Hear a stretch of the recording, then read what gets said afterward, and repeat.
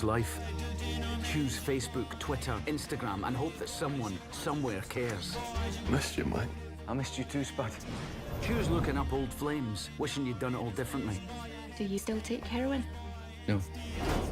And choose watching history repeat itself. Hello, Franco. Simon, I'm home. Choose your future.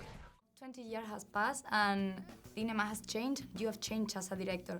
How did you face doing a new thing but keeping the essence of one of your first movies?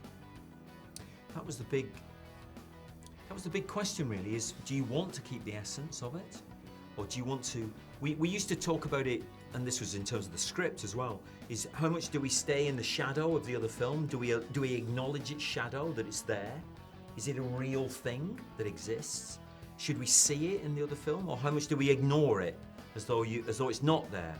And we decided to kind of balance the two. So occasionally you refer to it. It's not referred to very much.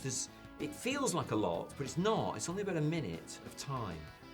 But they're very particularly chosen. They're very acute moments when you use that information, that visual image that says, this is what they look like then, look at them now.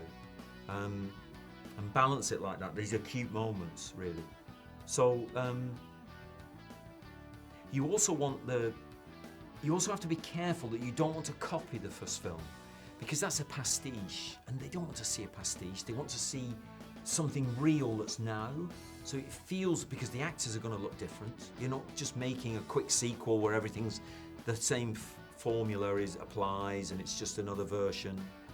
It's a very different visual experience. They're very, very different looking, capable of different things. But one of the criticisms that the film inherently makes of them is that they have not aged well.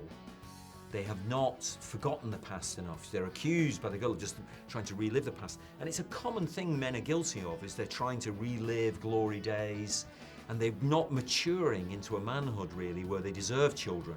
And there are lots of children, images of children throughout the film, disappointed children who haven't got a father figure that's really worthy of them, you know?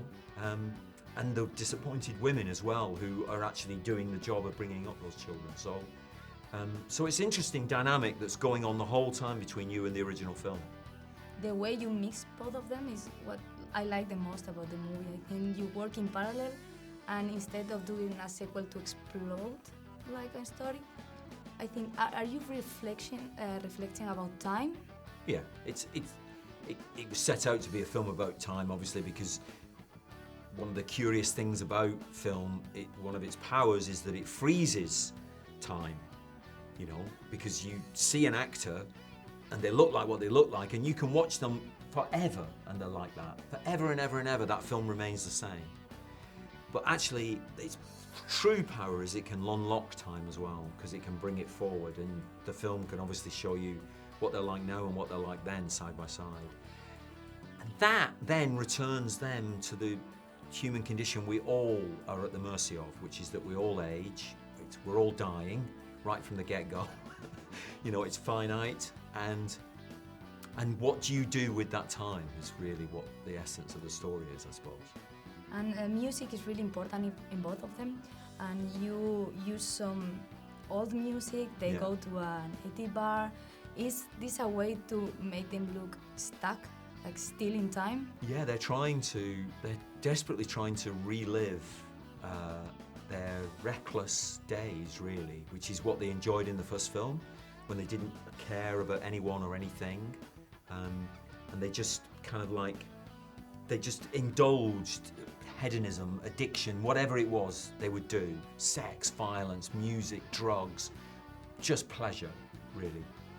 And now they have to kind of like, they can try and do that, but it looks increasingly foolish, futile, sad even, you know, to see them try and relive those glories, really, rather than update properly, really. So, yeah, that's the kind of, and you do it through music, really. There are some memories of the first film's music.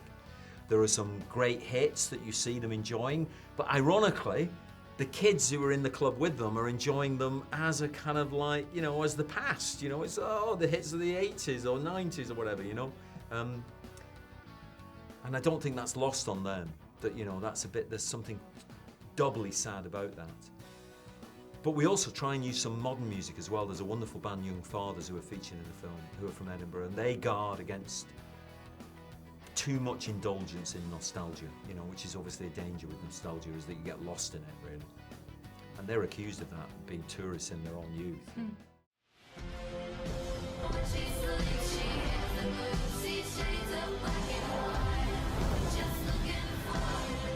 You're an addict. So be addicted. Just be addicted to something else. Choose the ones you love. Choose your future.